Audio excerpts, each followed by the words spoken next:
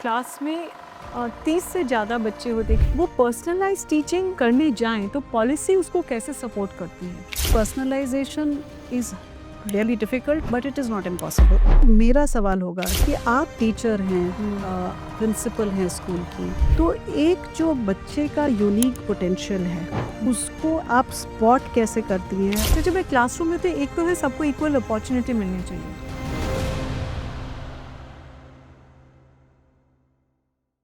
Hello and welcome to नेपट्यून्स, आप सभी का स्वागत है।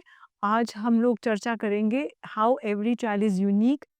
हर एक बच्चा एकदम अनोखा है और ये चीज़ एनईपी में आई है और एचपीसी में भी है, इसी के ऊपर आधारित है। मैं हूँ आपकी होस्ट अंजू शाजो और मेरे साथ हैं मिसेस अनीता करवाल, जो कि पहले पूर्व सेक्रेटरी रह चुकी हैं स्कूल एजुकेशन एंड लिटरेसी की हमारे गवर्नमेंट ऑफ इंडिया के साथ, और वो पॉलिसी मेकर भी हैं, एजुकेटर भी हैं।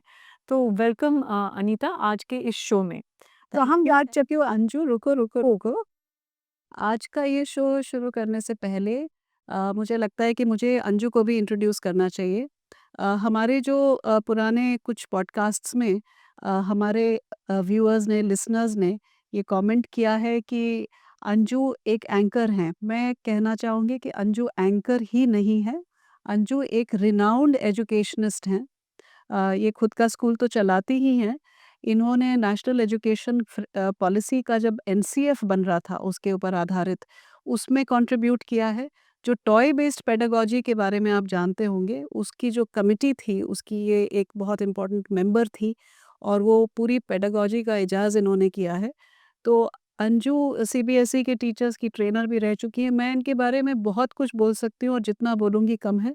तो अंजू जो है मेरे साथ इस पॉडकास्ट में रहती हैं as expert educationist. Thank you so much Anita and anyway so thank you for the introduction, और हम जाएंगे वापस हमारे पॉडकास्ट में।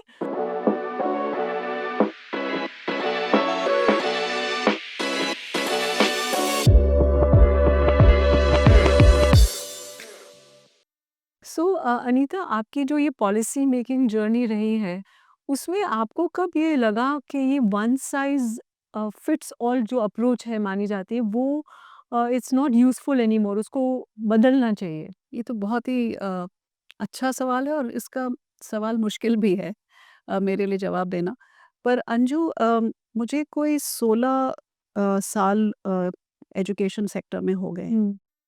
और जो मेरी सबसे पहला जो मेरा एक्सपीरियंस है एजुकेशन सेक्टर का, वो एक एनजीओ में मेरी पोस्टिंग हुई थी जिसका नाम था महिला सामाख्य। उसमें मैं गाँव-गाँव, स्कूल-स्कूल हुँ, हुँ। जाती थी और उसमें मैंने एक्सपीरियंस किया, पेरेंट्स के साथ डिस्कशन भी किया, टीचर्स के साथ भी, कि कई ऐसे बच्चे हैं जो एजुकेशन की मेनस्ट्रीम लैंग्वेज को, भाषा को नहीं समझते हैं और उनका यूनिकनेस कहीं और है। वो ज़रूरी नहीं है कि हर बच्चा मैथमेटिक्स और साइंस में ही टॉप करे। बच्चा जो है वो स्कल्पचरिंग में बहुत अच्छा है, गाने में बहुत अच्छा है, थिएटर में अच्छा है, लैंग्वेजेज़ में, कुछ बच्चे हिस्ट्री में। सो हर एक बच्चा जो है वो यूनिक होता है और उसको हम एक किसी फ्रेमवर्क में ढाल नहीं सकते। और ये रियलाइज़ेशन बहुत साल पहले हो गई थी, लेकिन हमारा एजुकेशन सिस्टम ऐसा था उस वक़्त कि हम लोग एक ही फ्रेमवर्क में उसको ढाल रहे थे। हुँ। तो जब ये एनईपी आई तो बहुत अच्छा ये हुआ कि एनईपी बच्चे की यूनिकनेस के बारे में बात करती है। हुँ, राइट। अंजू, मेरा सवाल होगा जो अगला सवाल है आपके लिए, कि आप क्लासरूम्स में बहुत टाइम बिताती हैं, आप टीचर हैं, हुँ। प्रिंसिपल हैं स्कूल की, और आप बहुत सारे बच्चों आपके स्कूल से पास आउट हो चुके हैं। तो एक जो बच्चे का यूनिक पोटेंशियल है, उसको as a principal, as a teacher, as a classroom person आप स्पॉट कैसे करती हैं और फिर उसको इस सिस्टम में रह के हुँ। आप उसको नर्चर कैसे करती हैं ताकि उसका यूनिक पोटेंशियल बाहर आए? ये भी काफ़ी कॉम्प्लेक्स क्वेश्चन है अनीता, एज़ यूजुअल। अम, मैं सोच रही हूँ कि क्लासरूम में मैं क्या करूँ, बिकॉज़ आई लव टीचिंग, मैं शिक्षक हूँ, सबसे ज़रूरी चीज़, और मेरे लिए मेरा पैशन भी है। तो जब मैं क्लासरूम में, तो एक तो है सबको इक्वल अपॉर्च्युनिटी मिलनी चाहिए, किसी कोई भी चीज़ को एक्सप्रेस करने के लिए। नॉर्मली क्लासरूम्स में क्या होता है कि एक टाइप ऑफ टीचिंग होती है, तो एक टाइप ऑफ बच्चों के लिए ही ये मतलब फिट है। तो जो मेरी पेडागॉजी है, उसमें मुझे डाइवर्सिफ़ाई करना बहुत ज़रूरी है कि मैं अलग-अलग किस्म से वही चीज़ करवाऊँ। अगर मैं कुछ लिटरेचर करवा रही हूँ, मैं कुछ टेक्स्ट करवा रही हूँ, वो टेक्स्ट मुश्किल है, तो उस टेक्स्ट को हम लोग पढ़ेंगे भी, सुनेंगे भी, उसको ड्रॉ भी करेंगे और कई बारी तो मैं बच्चों को बोलती हूँ, "चलो हम चलेंगे" और जभी भी आपको एक डिस्क्रिप्टिव वर्ड सुनाई देगा, आप जंप करेंगे। तो यू सी इस तरह से हम लोग मूवमेंट लाएँगे, ड्रामा लाएँगे, सॉन्ग्स लाएँगे, म्यूज़िक मैंने तो इवन जब बहुत ही मुश्किल एक लिटरेरी टेक्स्ट था और एग्ज़ाम के लिए करवाना ज़रूरी था, मैंने उनको बोला था आप इसको रैप सॉन्ग में भी बना सकते हो, आप इसको गा के कर सकते हो, हालाँकि वो एक मोनोलॉग था। तो सब तो उसमें मैंने देखा था मुझे याद है कि जिन बच्चों को ऐसे मुश्किल लग रहा था बोलना और वो शेक्सपियरियन इंग्लिश थी, उन्होंने उसको रैप सॉन्ग में सॉन्ग तो बड़ा अच्छा बना दिया उन्होंने और बाकी सबने बहुत सारी तालियाँ बजाई because they could not do that. तो एक्चुअली जब हम डाइवर्सिफ़ाई करते हैं और नॉट ओनली इक्वालिटी लेकिन इक्विटी इक्विटी का मतलब ही ये है कि किसी को आप मदद करो कि चलो मैं एक और पेडागॉजी लाऊं तो जब हम वो करते हैं तो मुझे लगता है हर एक बच्चे को अपना जो इनहेरेंट पोटेंशियल है एक्सप्रेशन है बच्चे को मौका मिलता है वो एक्सप्रेस करने के लिए और जैसे ही वो मौका मिलता है एक तरह की हमें वो होनी चाहिए रिस्पेक्ट होना चाहिए ओपननेस होनी चाहिए कि सब बच्चे वो चीज़ अप्रिशिएट करें अगर as a teacher I am giving value मैं वैल्यू सिर्फ एक किस्म की चीज़ को दे रही हूँ तो सब बच्चे उसी को वैल्यू करेंगे। मतलब कि मौका देना बहुत ज़रूरी है और ये जो एक सिस्टम कई स्कूलों में हमने देखा है कि सबसे जो अच्छे मार्क्स लाने वाले बच्चे वो एक साइड बैठे हैं, उन्हीं से सवाल पूछा जाता है। फिर वो मिडल वाली रो में वो मिडल वाले मार्क्स लाने वाले हैं और इस रो में जो लोएस्ट मार्क्स हैं। मतलब आप मौका नहीं दे रहे हैं और उनको पहले से ही बता दे रहे हैं कि इस साइड बैठे वाले बच्चे फेलियर हैं, यस। इस साइड वाले बिल्कुल ठीक है। तो आप उनको इज़्ज़त भी दे रहे हैं by mixing them, exact. By inclusion yes. And that is really very important. या एंड आई थिंक जो भी चीज़ को टीचर वैल्यू देगी सबसे पहले क्लासरूम में ही चालू होता है। अगर मैंने ज़्यादा तालियां बजाई क्योंकि उस बच्चे ने एकदम परफेक्ट जवाब दिया है तो सबको पता है कि मैं तो जवाब दूंगी नहीं क्योंकि मेरे लिए तो कोई ताली बजाएगी नहीं मेरा तो जवाब ही उल्टा सीधा होगा। तो व्हाट इज़ अ वैल्यू तो अब ये बच्चे को उस तरह का जवाब नहीं आता है तो आप इस तरह से उसको इनकरेज करिए कि वो कुछ और करके बताए उसकी अंडरस्टैंडिंग एक्सप्रेस कर सके उसकी क्रिएटिविटी एक्सप्रेस कर सके और अलग-अलग तरीकों से कर सके। तो उसमें यूनिकनेस जो है हर बच्चे की, we need to create the opportunity for uniqueness to और विच शायद ये अपॉर्चुनिटी घर पे भी मिलनी चाहिए। अगर घर पे जैसे 2 बच्चे हैं तो एक्सपेक्टेशन ये होना कि बड़ा बच्चा जो है हमारा वो तो होमवर्क भी कर लेता है, सब कर लेता है, क्लास में फर्स्ट आता है, तो छोटा बच्चा क्यों नहीं ऐसे कर रहा ये है? It is all coming from comparison. Yes. ये बहुत बड़ा इश्यू है पेरेंटिंग में कि सबसे पहले तो कंपैरिज़न के एक्स, वाई, ज़ेड के बच्चे तो ये कर लेते हैं, तुम क्यों नहीं कर पा रहे हो? तुम्हारी बड़ी बहन या बड़े भाई तो कर पाते थे, तुम क्यों नहीं कर पा रहे हो? तो ये विदिन सिबलिंग्स एंड आउटसाइड मतलब कंपैरिज़न पेरेंट्स में होता है। ऑलवेज़ दे कंपेयरिंग क्योंकि ये हर्ड मेंटालिटी है हमारे it's coming from this primal fear कि मैं पीछे रह जाऊँगी, मेरा बच्चा पीछे रह जाएगा। और पेरेंट्स को माइलस्टोन्स तो पता नहीं है, कॉग्निटिव डेवलपमेंटल साइकोलॉजी क्या है वो नहीं पता है। So they are going to only compare and they are going to feel कि ये सेफ्टी है, उसका बच्चा ये कर रहा है, मेरा बच्चा भी कर रहा है, ये ठीक है। लेकिन आपका बच्चा कुछ और यूनिक चीज़ कर रहा है, वो आपको पता ही नहीं है। तो पेरेंटिंग में, स्कूल में भी यही होता है। कि we have to not compare children हम लोग कंपैरिजन में जाएंगे तो यूनिकनेस तो रहेगी नहीं। एग्रीड। तो ये चीज़ दोनों जगह ये कंपैरिजन जो है वो एब्सोल्युटली निकालने की ज़रूरत है। एग्रीड। सो अभी मैं आपसे सवाल पूछूंगी जैसे कि दर्शकों का अब तक तो समझ में आ गया होगा हम एक दूसरे को सवाल पूछ रहे हैं। तो ये जो गवर्नमेंट पॉलिसीज़ हैं ज़्यादातर वो कैटेगरीज एवरेजेस ऐसी चीज़ों में वो लोग मतलब यूज़ करते हैं डेटा जिस तरह से यूज़ किया जाता है। तो इसमें पॉलिसी इस तरह से फ्लेक्सिबल कैसे बनाई जा सकती है ताकि जो बच्चे की इंडिविजुअल जर्नी है वो उसमें उसको सपोर्ट कर सके। ओके। अ, हम लोग नेशनल एजुकेशन पॉलिसी की बात कर रहे हैं। तो जब हम पॉलिसी बनाते हैं तो इट इज़ ट्रू कि हम लोग कैटेगरीज़ एंड एग्रीगेट्स के बेसिस पे हम पॉलिसी बनाते हैं क्योंकि हम देश के हर बच्चे के लिए एक यूनिक पॉलिसी तो नहीं बना सकेंगे। लेकिन उस पॉलिसी को बनाने के बाद स्कूल एजुकेशन में ख़ास करके उसको इम्प्लीमेंट करने के लिए जो हम फ्रेमवर्क बनाते हैं, जो ढाँचा बनाते हैं, जिसको नेशनल करिकुलम फ्रेमवर्क कहा जाता है, उसके अंदर हम फ्लेक्सिबिलिटी लेकर के आते हैं। तो अगर आप जैसे प्रेज़ेंट जो नेशनल करिकुलम फ्रेमवर्क जो एनईपी 2020 पे आधारित है उसको आप देखें, तो उसमें एक ही तरह का पढ़ाने का तरीका भी नहीं है। पढ़ाने के तरीके भिन्न-भिन्न हैं बिल्कुल। आप एक्सपीरियंशियल पेडागॉजी से लेकर के प्रोजेक्ट बेस्ड लर्निंग से, केस स्टडी बेस्ड लर्निंग से, toy based, play based, inquiry based, everything is there. Sports integrated है आर्ट बिल्कुल। आप असेसमेंट के तरीके देख लीजिए। वो फॉर्मेटिव असेसमेंट के अम्ब्रेला के नीचे ही 500 तरह के असेसमेंट्स हो सकते हैं। बच्चे को आप क्विजिंग कर सकते हैं, रोल प्ले करा सकते हैं, जर्नलिंग करा सकते हैं, कोई आर्टिफैक्ट्स बनवा सकते हैं, प्रोजेक्ट करवा सकते हैं, पब्लिक स्पीकिंग करवा सकते हैं। तो इतने तरीके हैं उसमें। उसी तरह चॉइसेस आप देख लें, लैंग्वेज का चॉइस मिलता है बच्चे को, आगे जा कर के सब्जेक्ट्स का चॉइस मिलता है बच्चे को। तो अगर आप ये सब देखें तो वो जो ढांचा है, गहने को ढांचा है, ढांचा के नाम से लगता है कि बहुत रिजिड होगा, बट एक्चुअली वो बहुत फ्लेक्सिबल ढांचा है। वो उस फ्रेमवर्क की वजह से वो फ्लेक्सिबिलिटी आती है। Right, right, excellent. तो मेरा अब आपसे सवाल रहेगा कि और ये भी मेरे दिमाग में ये बात चल रही थी कि आप एज़ अ टीचर आप मुझे एक एग्जाम्पल या ज़्यादा एग्जाम्पल्स बता पाएंगे जिसमें आपने एक बच्चे को एक्चुअली ट्रांसफॉर्म होते हुए देखा जब उसकी टीचर ने उसके स्ट्रेंथ्स के ऊपर फोकस किया, ना कि उसकी वीकनेस के ऊपर। आपने ऐसा कभी देखा है? बहुत बारी देखा है और मैंने खुद मेरी क्लासरूम्स में भी एक्सपीरियंस किया है। तो कभी-कभी ऐसे होता है ना, बच्चे डिसरप्टिव होते हैं या टीचर को लगता है बच्चे डिसरप्टिव हैं। जैसे कि अगर मैं कुछ सिखा रही हूँ, तो एक ही बच्चा था, वो ऐसे-ऐसे ड्रमिंग करता रहता था हाथ से और पाँव से भी, तो उसका बॉडी हमेशा वो ड्रम्स में जा रहा है ऐसे।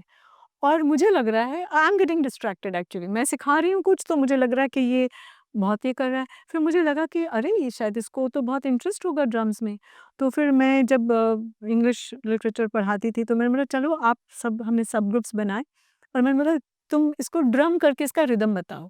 टेक्स्ट का जो पोएट्री का रिदम है, दूसरों को बोला तुम ड्रॉ करके बताओ, दूसरे ग्रुप को बोला तुम इसके अंडरलाइन करके इसके जो मेटाफर्स हैं, जो ज़्यादा मतलब उनको इंटरेस्ट था, तो अलग-अलग किस्म के मैंने टास्क्स दिए। तो इस बच्चे ने बोला मैम मैं ड्रम किट लेके आऊँ?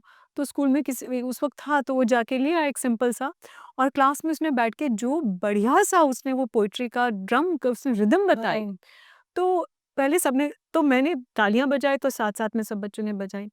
वही बच्चा बाद में जाके एक म्यूज़िशियन बना है, वो ड्रमिंग करता है। तो उसका पैशन था, लेकिन उसमें हमने जोड़ा, मतलब एक उसकी पैशन को वैल्यू दी और उसके थ्रू उसने मतलब जो लर्निंग, जो कंटेंट सीखना था वो भी सीख पाया। और उसको वैल्यू क्लास में मिली, मतलब जो डिसरप्शन माना जाता है, उसको डिसरप्शन नहीं, उसको आप क्लास में लेके आइए और इट एनरिच्ड एवरीबॉडी, मतलब हम सबको कुछ सीखने को मिला उसमें। मूविंग ऑन, तो जब क्लास में 30 से ज़्यादा बच्चे होते हैं, क्योंकि हमारे क्लासरूम की संख्या पे भी बहुत डिपेंड करता है एजुकेशन में, तो वो पर्सनलाइज़ टीचिंग हाँ, मतलब करने जाएँ तो पॉलिसी उसको कैसे सपोर्ट करती है? सो नॉर्मली हमने देखा है कि आरटीई एक्ट में जो प्राइमरी स्टेज है 1 टू 5 में 30 स्टूडेंट्स पर क्लास का रेशियो है, पीटीआर है 1 टीचर टू 30 स्टूडेंट्स। उसके बाद 8 स्टैंडर्ड तक 35 है और सीबीएसई 40 मानती है सेकेंडरी लेवल के लिए, 9 टू 10 स्टैंडर्ड के लिए। सो 30 से तो ज़्यादा ही बच्चे होते हैं हमारे यहाँ। और ऐसे में personalisation is really difficult but it is not impossible. And personalisation का मतलब ये नहीं है कि हम 30 बच्चे हैं या 40 बच्चे हैं तो उनके लिए 40 प्रकार के लेसन प्लान बनाएं कि इस बच्चे की यूनिकनेस ये है तो हम ये लेसन प्लान बनाएंगे। उसका मतलब ये नहीं है। उसका मतलब ये है कि जो हम पेडागॉजी करते हैं यानी सिखाने का जो हमारा तरीका है उसमें बहुत सारे ऑप्शंस हों, उसमें चॉइसेस हों। उसमें से कुछ ना कुछ ये ग्रुप ऑफ 5 चिल्ड्रन के लिए होगा, कुछ और उस ग्रुप ऑफ 2 चिल्ड्रन के लिए होगा। फॉर एग्ज़ाम्पल अगर एक, जैसे आपने अभी बताया कि कुछ बच्चे लिखने में अच्छे हैं, कुछ ड्राइंग में अच्छे हैं, कुछ बोलने में अच्छे हैं, कुछ डांस करने में अच्छे हैं, तो वो सब चीज़ों को पेडागॉजी में लाने की ज़रूरत है। ताकि जो बच्चा डांस करने में अच्छा है, उसको भी शाइन करने का मौका मिले और जो बच्चा बोलने में अच्छा है, उसको भी शाइन करने का मौका मिले। And it is not impossible to do this. Experiential learning जो पेडागॉजी है, वो इसी के बारे में है। तो मेरे हिसाब से पॉलिसी का सपोर्ट इसमें इस तरह से आ सकता है, एनईपी का सपोर्ट इस तरह से आया है कि करिकुलम का लोड एनईपी ने कम कर दिया है ताकि इन सब चीज़ों के लिए जगह मिले। हुँ, तो पहले जो करिकुलम था वो क्लास वाइज था, सब्जेक्ट वाइज था, अभी वो स्टेज वाइज हो गया है। राइट। तो वो हर हुँ, स्टेज में 3-3 साल जितना हुँ, ग्रेड्स आते हैं, तो हर 3 साल के लिए करिकुलम बना दिया गया और वो curriculum is not as vast as it used to be. Hmm. तो उसके लिए स्पेस या है। बिकॉज़ उसमें हमारा स्किल डेवलपमेंट आ गया है। So now children are learning values, are learning skills, तो वो स्पेस मिली नहीं तो खाली रोट लर्निंग का कुछ हाँ, फ़ायदा ही बिल्कुल, नहीं है। बिल्कुल, हुँ, बिल्कुल। सो अंजू, मेरा अब आपसे इसी से रिलेटेड सवाल है। हुँ, अब एनईपी 2020 में जैसा कि मैंने अभी बोला कि एक्सपीरियंशियल लर्निंग के ऊपर बहुत ज़्यादा इम्पोर्टेंस और हुँ, सिग्निफिकेंस दिया हुँ, गया है उसको, hmm, and even choice based education को। नाउ एक्सपीरियंशियल पेडागोजी जो है ये आपके स्कूल में 1990s में शुरू हुई हुँ, थी। इनफैक्ट जहाँ तक मुझे पता है उस वक्त गुजरात स्टेट में और शायद इंडिया में भी हुँ, कोई स्कूल नहीं था हुँ, जहाँ कंप्लीटली एक्सपीरियंशियल हुँ, पेडागोजी पे पढ़ाया जाता हाँ। था। तो ये आपने कैसे सोचा इसको शुरू करना और क्या चैलेंजेस आए? सबसे पहले तो मैं ये बताना चाहूँगी दर्शकों के लिए कि भी ये यूनिक स्कूल है क्योंकि ये पीपीपी मॉडल है। तो ये अहमदाबाद म्युनिसिपल कॉर्पोरेशन के साथ ये प्रोजेक्ट किया गया और ये एक म्युनिसिपल स्कूल बिल्डिंग जो कि आप अच्छी तरह जानती हैं क्योंकि आप भी थीं उस समय। एक म्युनिसिपल स्कूल को लेके ये बताने के लिए कि इंफ्रास्ट्रक्चर केवल बहुत ज़रूरी नहीं है। अच्छे एजुकेशन के लिए अगर हम देखने जाएँ, तो चाहे बिल्डिंग छोटी है क्योंकि ये शहर में है, एक म्युनिसिपल स्कूल प्राइमरी स्कूल था, उससे हम सेकेंडरी तक गए। तो good teaching, good learning is coming from classroom, good classroom practice. अगर आपके पास बहुत बढ़िया इंफ्रास्ट्रक्चर तो अच्छी बात है, लेकिन सब स्कूल्स के पास नहीं होता है। इसका ये मतलब है कि क्या क्लासरूम टीचिंग अच्छी ना हो? क्या बच्चा प्रोग्रेस ना करे? तो ये आइडिया था कि भई हम लोग एक इंटरनेशनल बोर्ड की तरफ भी जाएँ ताकि हम बता सकें कि जिन बच्चों ने अलग किस्म से पढ़ा है, वो लोग कोई भी टाइप की चैलेंजिंग परीक्षा दे सकते हैं। अब उस वक़्त ये आइडिया ये था क्योंकि जो मेरा अपना स्कूलिंग एक्सपीरियंस था और मेरे हस्बैंड जो कि फ्रांस से हैं, जो अलग देश है, वहाँ का भी एक्सपीरियंस उनका बहुत नेगेटिव था। मेरा भी नेगेटिव था क्यों? क्योंकि वो फ़ियर बेस्ड था। मतलब वो स्कूल में वही डर के रहना, I was not the front bencher, मैं तो बल्कि I preferred the last bench कि भी मुझे कोई क्वेश्चन ना पूछे, कोई टीचर मुझे उठा के कुछ पूछे नहीं। तो वो उस एक्सपीरियंस से बाहर निकलना मतलब आई वांटेड कि बच्चों को वो ना फीलिंग हो, ना ही वो डर हो। कृष्णमूर्ति यही कहते हैं कि जब तक फ़ियर बेस्ड होगा, कोई भी चीज़ डर होगा, तो बच्चा कुछ सीख नहीं पाएगा। तो वहाँ से शुरुआत हुई and then the idea was कि भी आफ्टर लर्निंग तो सब जगह है, सिर्फ एक किताब में नहीं है। Learning is from people, it is from places, spaces, objects. तो how can we create that projects through projects, real life projects हो, लर्निंग उपयोगी भी हो, जो मैं सीख रही हूँ वो उपयोगी हो लाइफ के लिए। तो इसीलिए फिर हमने उस वक़्त ये सोचा कि भी एक्सपीरियंशियल लर्निंग हो और most importantly I think it's coming from my husband उन्हीं के जो कि जो एमए उन्होंने किया हुआ है संस्कृत में भी उन्होंने काफ़ी कुछ उपनिषद्स और जो इंडियन फिलोसॉफिकल टेक्स्ट हैं पढ़ी हुई हैं और होलिस्टिक एजुकेशन जो अभी एनईपी में भी बात हो रही है उस टाइम में भी उन्होंने बोला कि होलिस्टिक एजुकेशन जब तक ये तीनों डोमेन्स यूज़ नहीं हो रहे हैं, शरीर है, your mind is there, your body is there, experience is the heart of Indian education, Indian philosophy. तो वो एजुकेशन में नहीं है, तो वो तो हमारे जो ब्रिटिश मॉडल्स हैं इसलिए उसको तोड़ने के लिए एक नया मतलब एक एक्सपेरिमेंट करने के लिए बट स्कूल किया। उस ज़माने में बहुत ये मुश्किल था। ये सब चीज़ें एक्सेप्टेबल नहीं थी। बिल्कुल अभी नहीं। तो एनईपी आई है तो हाँ, यस, काफ़ी एक्सेप्टेंस है। सो बिल्कुल। ह चैलेंजेस तो बहुत बहुत होंगे। चैलेंजेस थे। एक तो पेरेंट्स के माइंड में ये था कि हाउ विल चिल्ड्रन लर्न मतलब ये लर्निंग है भी, बच्चों को तो बहुत मज़ा आ रहा है, ये तो सीख नहीं रहे हैं। दूसरा है कि बच्चे कम्पीट कर पाएँगे कि नहीं। पेरेंट्स के माइंड में डर था कि आप एग्ज़ाम्स नहीं कि क्योंकि एग्ज़ाम्स के डर से हमने हमने एग्ज़ाम्स निकाल दिए। हमने कहा इवैल्यूएशन होगा, प्रोजेक्ट बेस्ड होगा, डिफरेंट थ्रू डिफरेंट वेज़ होगा, होलिस्टिक असेसमेंट भी होगा। लेकिन डर थ्रू फ़ियर नहीं होगा और हम मार्क्स भी नहीं देंगे, क्योंकि मार्क्स से वही प्रॉब्लम आ जाती है, वो front bencher, back bencher and last bencher whatever. तो चैलेंजेस तो काफ़ी थे, तो हमको कई बारी वर्कशॉप्स पेरेंट्स के साथ करने पड़ते थे उनको समझाने के लिए। And I sometimes would do the same activity, जो एक्टिविटी मैं क्लास में कर रही हूँ, मैं 4th स्टैंडर्ड में कभी-कभी पढ़ाती थी, तो वहीं के पेरेंट्स मुझे आके कंप्लेंट लेके आए थे कि आप तो सिर्फ बच्चे खेल रहे हैं, तो कुछ सीख नहीं रहे हैं। तो मैंने बोला ठीक है आप आइए, और मैंने एग्ज़ैक्टली जो बच्चों के साथ किया वही मैंने पेरेंट्स के साथ किया। फिर मैंने उनको बोला अभी now you reflect, what all did you learn through this? तब उनको समझ में आया कि हमने तो बहुत सारी चीज़ें सीखी।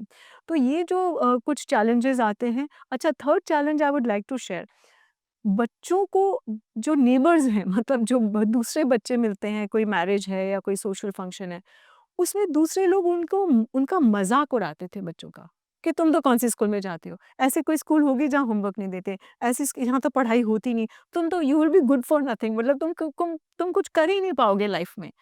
तो उनके ऊपर प्रेशर आता था, तो मुझे आके बच्चे बोलते थे मैम ऐसा बोल रहे थे, ऐसा बोल, all I could tell them is बेटा आप चेंज द टॉपिक।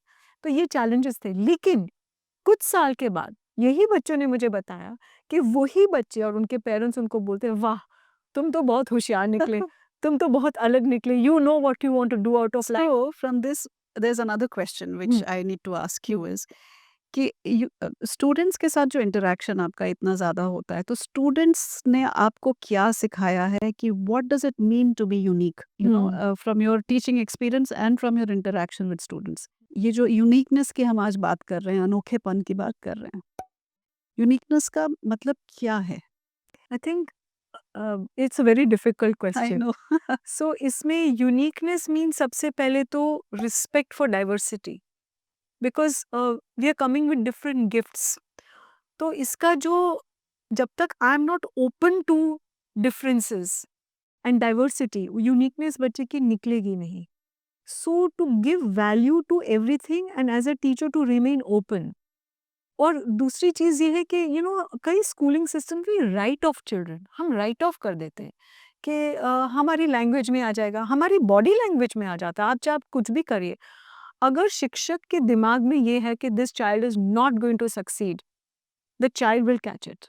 और इसमें काफ़ी सारी रिसर्च भी हो चुकी है which has been done in the पर वेस्टर्न वर्ल्ड। शिक्षक तो एक चेकलिस्ट रखते हैं ना, वो चेकलिस्ट में अगर वो बच्चा हर जगह टिक नहीं मिलता है, दैट इज़ द प्रॉब्लम। तो वो उनके हिसाब से और बच्चा। ज़्यादातर ये चेकलिस्ट जो है ये बोर्ड से आती थी पहले, हुँ, लेकिन अब जब पॉलिसी बदल गई है, जब एचपीसी आ गया है, जब पॉलिसी से कि सेलिब्रेट द डाइवर्सिटी, तो जो यूनिकनेस है वो आएगी डाइवर्सिटी से।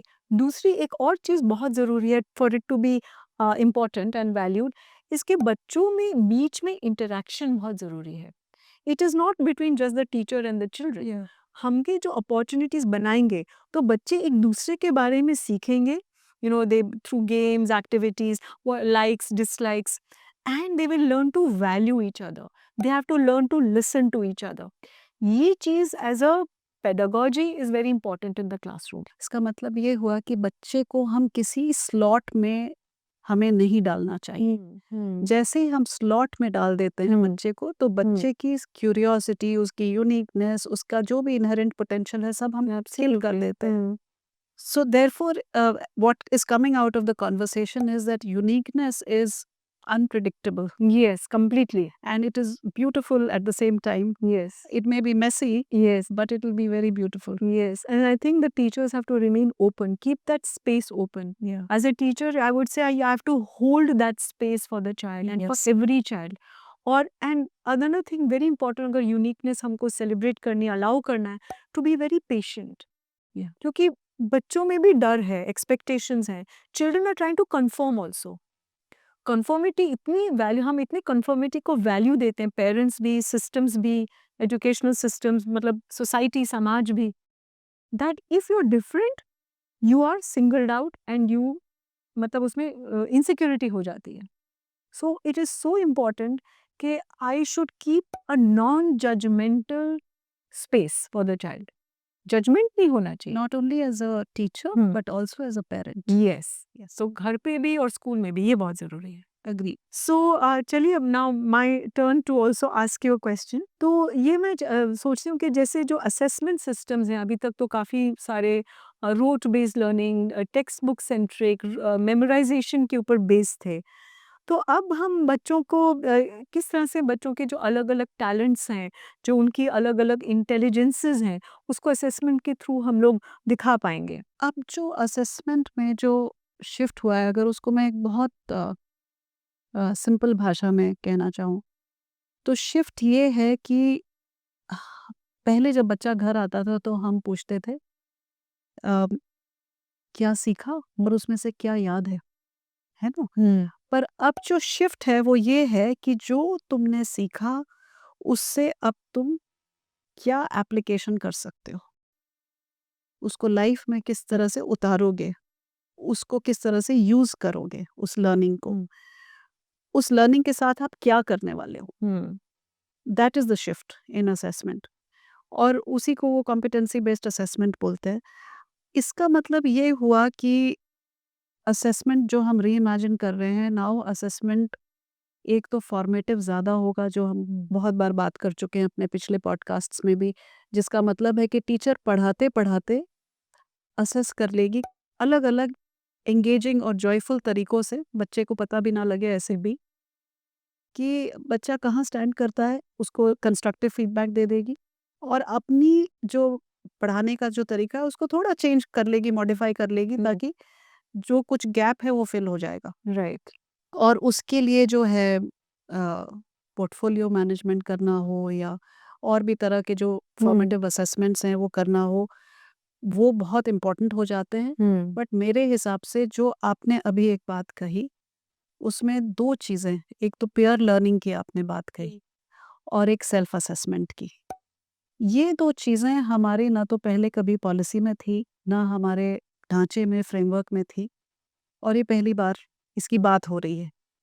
और ये दोनों they are considered the highest form of learning. Hmm, अगर आप पेयर लर्निंग करते हैं, अपने साथ वाले बच्चों को पढ़ाते हैं या उनसे पढ़ते हैं, उससे बड़ी इम्पोर्टेंट लर्निंग कोई नहीं हो सकती।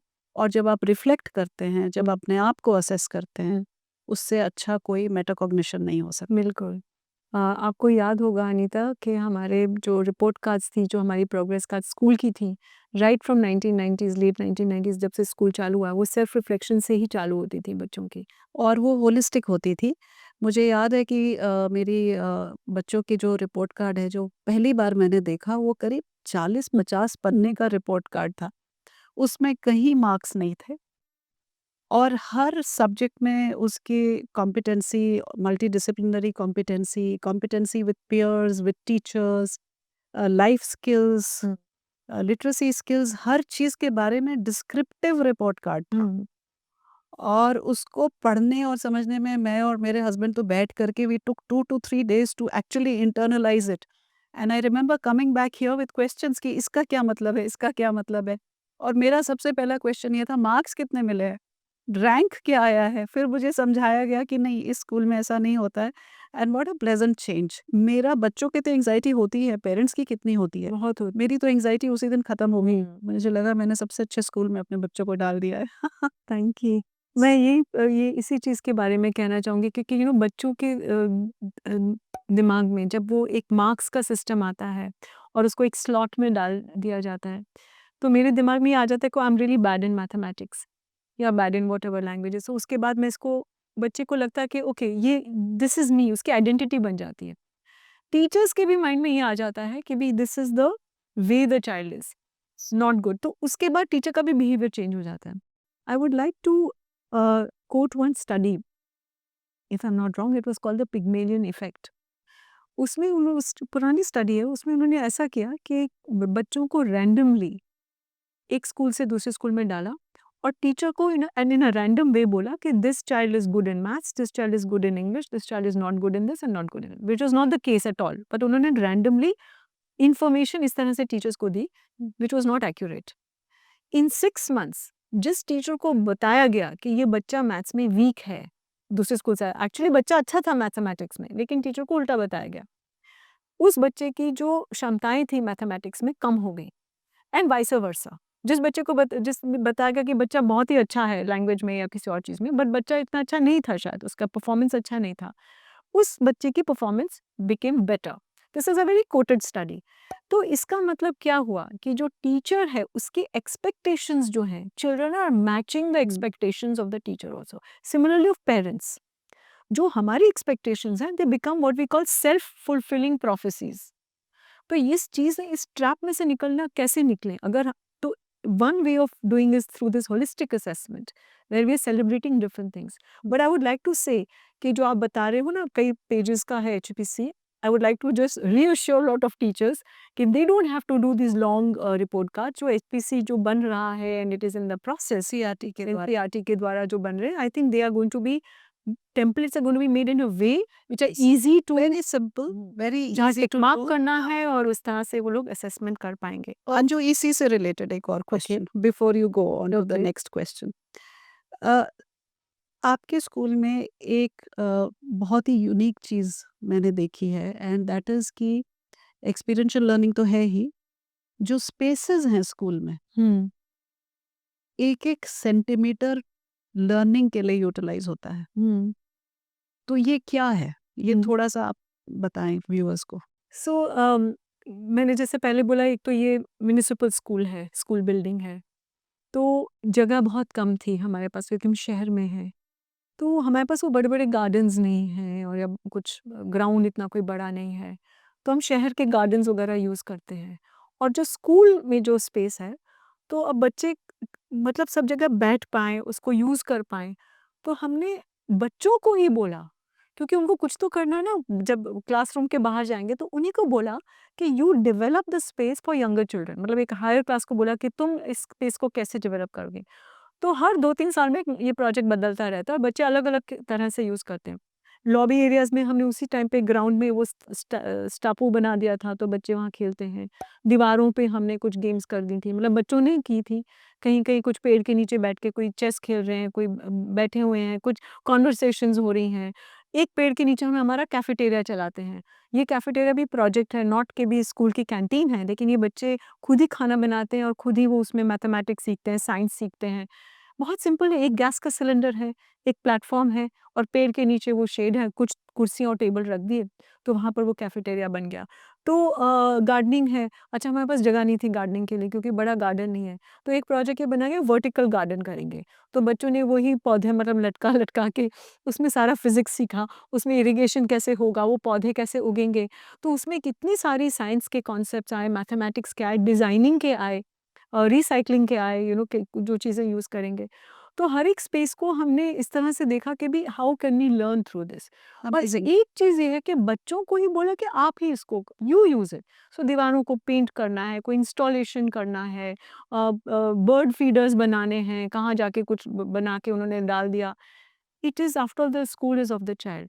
ये I would really want to make this important point. बहुत स्कूल्स में, और मैं भी जब स्टूडेंट थी, आपको भी याद होगा, we are not allowed to go to so many spaces. Yes. हमारी स्कूल में जो लाइब्रेरी भी है, कई बारी अगर जैसे लाइब्रेरियन, हमारे लाइब्रेरियन ऐसे टीचर ही लाइब्रेरियन बनती है, लेकिन टीचर कहीं बिजी है, नहीं है, लाइब्रेरियन कोई नहीं है, तो वहाँ रजिस्टर्स रखे हुए हैं, बच्चे कभी भी जा सकते हैं, किताब उठा के वहाँ लिख के लेके आप निकल सकते हो बाहर। No supervision, spaces for the child and we are trusting the child. तो if you are creating an ecosystem जहाँ बच्चे के ऊपर हम ट्रस्ट कर रहे हैं, तो children have access to spaces, easy access. Amazing. So you are using space also as a resource, as a tool for learning, absolutely. which is very unusual. क्योंकि जो हमारे छोटे-छोटे जो सरकारी स्कूल हैं, वहाँ पे टीचर्स हमेशा ये कहते हैं हमारे पास रिसोर्स नहीं है, हमारे पास वो नहीं है। आपने तो हर एक स्पेस को यूटिलाइज़ किया, और जैसे वो जो आपने लाइब्रेरी की बात की, उसमें वैल्यू एजुकेशन कितना बड़ा है बिल्कुल। कि आप खुद से जाओ, जवाबदारी से किताब लो, जवाबदारी से लौटाओ। इट हमारी कोई भी किताबें लॉक इन की में नहीं है, सब ओपन शेल्व्स में है, very nice. Except for some maybe very expensive books और रेयर बुक्स। अगर कोई बच्चा ले भी जाता नहीं तो कोई बात नहीं, बच्चे ने किताब की चोरी की, वो तो बहुत अच्छी बात है। That's a good compliment. So हम लोग जो बाकी जो हम लोग स्कूल को स्पेस जो यूज़ करते हैं, I think this one question जो मैंने बताया एक्सेसिबिलिटी का, is very important for all schools yes. To understand. And definitely जो आपने बोला, space as a resource has been fundamental part हमारी पेडागोजी का, बहुत इंपॉर्टेंट। तो 3 चीज़ें मैं बोलूँगी, शरीर, the body is a resource, the space is a resource, and daily objects are a resource. Yeah. And we've always said everything is a resource to learn. तो किस तरह से हम एक चीज़ को देखते हैं and interaction with space, experiential learning जब हम टर्म यूज़ करते हैं, the definition of experiential learning is interaction of self with the environment. Environment में क्या है? Space is a part of it. So that is how your confidence will come. You will go around, you will walk around. हम एक और चीज़ है, classroom में fixed seating होती है, क्यों? It should not be fix seating. Territoriality जो है, टेरिटरी जो है बच्चे के माइंड में, वो it is coming from that fix seating concept. ये मेरी जगह है, तो मेरी कुर्सी पे क्यों बैठे? And I will not dare to sit. तो it is a shared space. This concept of something that is shared has to come from as a value from the school, मतलब वो विद्यालय से ही आनी चाहिए। अमेजिंग। तो एक और एक क्वेश्चन है जो यूनिकनेस को किस तरह से सपोर्ट किया जाए। तो I would like to ask you, मतलब आपसे मैं पूछूंगी कि पेरेंट्स का जो रोल है, क्योंकि हम लोग सब इस कंफर्मिटी के चक्कर में हैं, लोग क्या कहेंगे के वाले चक्कर में हैं। How do you think parents can support the uniqueness, उसको सेलिब्रेट करें? पेरेंट्स का क्या रोल है इसमें? सो जैसा कि अभी तक हम कॉन्वर्सेशन में बात कर रहे थे, पेरेंट्स को we need to bring them into the school conversation. अभी क्या सिस्टम है कि पेरेंट्स को हम सिर्फ पीटीएम्स के थ्रू इन्वॉल्व करते हैं, कभी कुछ मैसेजिंग कर दिया व्हाट्सएप पे या समथिंग लाइक दैट, कोई फ्लायर भेज दिया। But it's not just PTMs, actually parents को जैसा आपने बोला वर्कशॉप्स के थ्रू इन्वॉल्व करने की ज़रूरत है। कुछ ओपन डेज हो सकते हैं, parents can come here and actually interact with children, have story telling sessions with younger children etcetera. तो एक जो प्रेशर टू कंफर्म जो हम्म, पेरेंट्स से आता है, जितना वो स्कूल से इंटरेक्ट करेंगे उतना वो प्रेशर कम होगा, हम्म, बिकॉज दे विल रियलाइज कि कंफर्मिटी की ज़रूरत नहीं है, हर तरह के बच्चे होते हैं, that is number one. And also parents को स्कूल्स की तरफ से थोड़ा सा हैंड होल्डिंग शायद करने की ज़रूरत है, ताकि वो समझ सकें that success looks different for every child. Hmm, So success may be marks for one child, but hmm, it is not the same for every child. Success for one child is drumming, hmm, for another child is making collages out of hmm, torn papers and finding creativity in that. That is success for the child. Hmm, Success is all about joy and satisfaction. Right. तो ये चीज़ भी जो है parents की vocabulary में आना बहुत ज़रूरी है, और वो शायद हम लोग जितना उनसे इंटरेक्ट करें उतना ज़्यादा अच्छा होगा। आपके स्कूल में एक बहुत अच्छा सिस्टम है कि टीचर्स पेरेंट्स को विज़िट करते हैं घर पे, हम्म, हम्म, और जब घर पे आते हैं तो वो 3-4 घंटा लगाते हैं।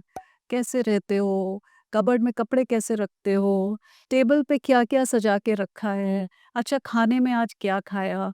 कुकिंग में हेल्प करते हो कि नहीं करते हो? मम्मी को कैसे हेल्प करते हो? So many questions were asked, and उससे भी उनको ये भी पता लगता है कि घर में एटमॉस्फेयर कैसा है, हम्म, और ये भी पता लगता है कि बच्चे के लिए अब हमको क्लास में किस चीज़ पे फ़ोकस करने की राइट। ज़रूरत है। तो जहाँ-जहाँ ये पॉसिबल है होम विजिट्स करना, उसमें क्या एक लिंक बन जाता है, एक स्कूल और होम, मतलब फैमिली के साथ।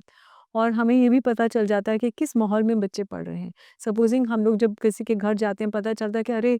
बच्चे का जो घर है, उसका अपना बेडरूम नहीं है, शेयर्ड बेडरूम है, उसके पास जगह नहीं है। तो आप होमवर्क दे रहे हो बच्चे को, आपने देखा है कि बच्चा कर पाएगा कि नहीं? या बच्चा जहाँ रह रहा है या रह रही है, वहाँ पर बहुत नॉइज़ी एनवायरनमेंट है, तो शाम को बच्चे मतलब नहीं कर पाएगी। तो ये सारी चीज़ें जब हमें पता चलती, then we give support to the child. Exactly, and that was going to be my question to you in fact, कि स्कूल का क्या रोल होगा हुँ, कि बच्चे की यूनिकनेस को नर्चर करना या फॉस्टर करने में हुँ। स्कूल का रोल क्या होगा। तो this is actually one of the roles this that is schools can play. Yes, या क्योंकि जब तक हम बच्चे को ये डायलॉग, एक तो फैमिली के साथ, तो इन कनेक्शन जो आप बात कर रहे थे, I would like to share one more point कि हम जो पीटीएम्स करते हैं, they are not actually PTMs, they SPTM, the student driven parent teacher meetings. तो बचपन से, मतलब स्टैंडर्ड 1 से लेके बच्चों को ही बोला जाता है कि आपके पेरेंट्स आएँगे, तो आप क्या दिखाएँगे आपके पेरेंट्स को? How are we going to explain to them कि आपने क्या सीखा है? How are we going to showcase? तो बच्चों के अलग-अलग ग्रुप्स बनाए जाते हैं, और हर एक बच्चा आके कुछ एक्टिविटी करेंगे, कुछ बताएँगे, कुछ सब मतलब बोलेंगे, and of course we guide the children. जब छोटे बच्चे होते हैं तो यू टू हेल्प देम। तो उसमें क्या होता है, पेरेंट्स विल कम, एक तो उनको पेडागोजी समझ में आएगी कि क्लास में एक्टिविटीज़ क्या चल रही हैं, प्रोजेक्ट क्या चल रहा है, जो भी क्लास में हुआ है, और हर एक बच्चे को आगे आके कुछ बोलना पड़ता है, चाहे वो ग्रुप में ही क्यों ना हो। तो हर एक का बच्चा भी सामने आ रहा है, तो सब मतलब तालियां बज रही हैं, बच्चे का कॉन्फिडेंस भी बढ़ रहा है। So it is not a confrontational meeting जो पुराने मतलब स्टाइल में होता था ना, पीटीएम के में हम लोग मतलब कई पेरेंट्स मुझे बताते थे दूसरे स्कूल के भी डरते थे, जाएंगे स्कूल तो उनको शिकायतें मिलेंगी। हमारे साथ हो चुका है। बस और नहीं होगा। आमतौर यही होता था।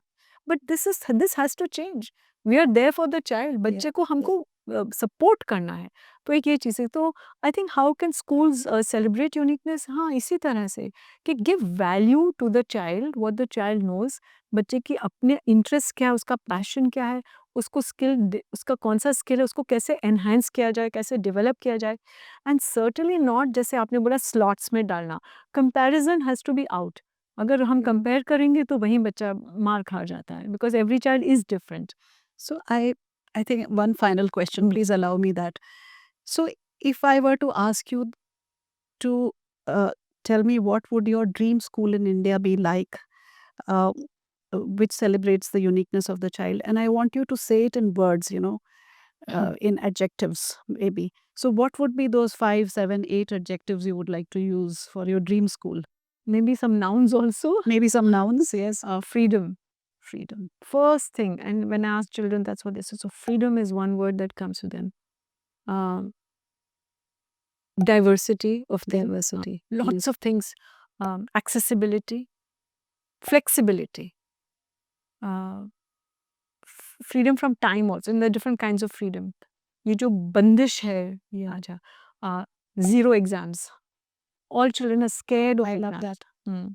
तो ये सारी चीज़ें अगर हम निकाल दें, color, bring color into the classroom. No walls. Yeah. Beyond the walls. Walls तो होंगी ही शायद, लेकिन in a way there are no walls.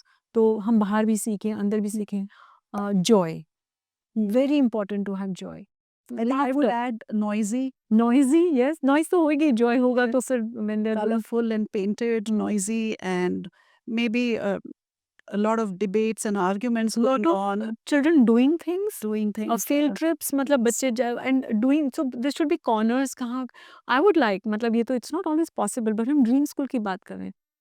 ऐसे समय हो कि अच्छा now I want to go sit under a tree, मुझे पेंट करना है अभी, या अभी जाके मुझे किताब पढ़नी है, मुझे बीन बैग के ऊपर बैठ So के किताब. flexible hours, वो जो घंटी बजी और change हुआ, suddenly you have to switch over from learning mathematics to learning history.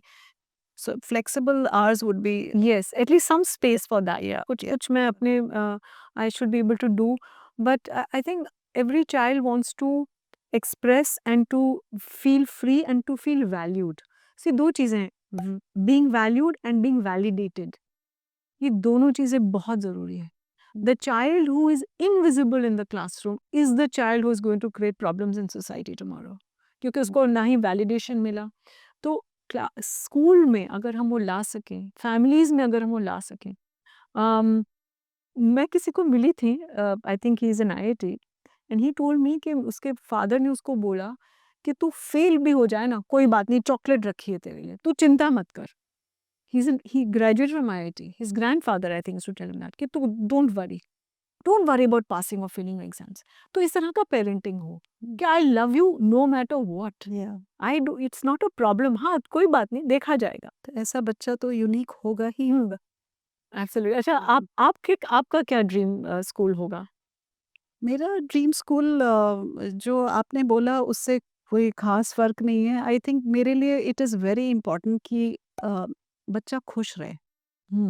Schooling हो चाहे घर पे हो, जहाँ भी हो, अगर बच्चा खुश नहीं है तो उसकी, और अगर इमोशनली वो सेफ कंफर्टेबल नहीं फील कर रहा है तो वो सीखने नहीं वाला है.